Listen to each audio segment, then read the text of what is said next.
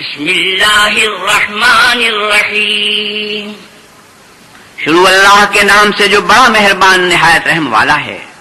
لم يكن الذين كفروا من أهل الكتاب والمشركين منفكين حتى تأتيهم البينة۔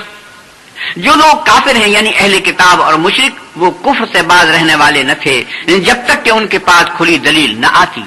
رسول من اللہ یتلو صحفا مطہرة فیہا کتب قیمہ، یعنی اللہ کے پیغمبر جو پاک اور آگ پڑھتے ہیں جن میں مستحکم آیتیں لکھی ہوئی ہیں۔ وما تفرق الذين اوتوا الكتاب الا من بعد ما جاءتهم البينة، اور اہل کتاب جو متفرق اور مختلف ہوئے ہیں تو دلیل واضح کے آنے کے بعد ہوئے ہیں۔ وما امروا الا ليعبدوا الله مخلصين له الدين حنفاء ويقيموا الصلاة ويؤتوا الزكاة وذلك دين القيمة، اور ان کو حکم تو یہی ہوا تھا کہ اخلاص عمل کے ساتھ اللہ کی عبادت کریں اور ایک سو ہو کر اور نماز پڑھیں اور زکوٰۃ دیں، اور یہی سچا دین ہے۔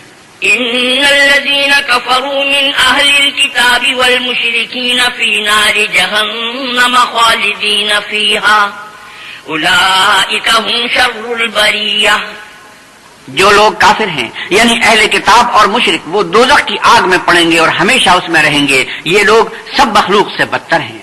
ان الذين آمنوا وعملوا الصالحات اولئك هم خير البرية، اور جو لوگ ایمان لائے اور نیک عمل کرتے رہے وہ تمام خلقت سے بہتر ہیں۔ جزاؤهم عند ربهم جنات عدن تجري من تحتها الأنهار خالدين فيها أبدا رضي الله عنهم ورضوا عنه ذلك لمن خشي ربه۔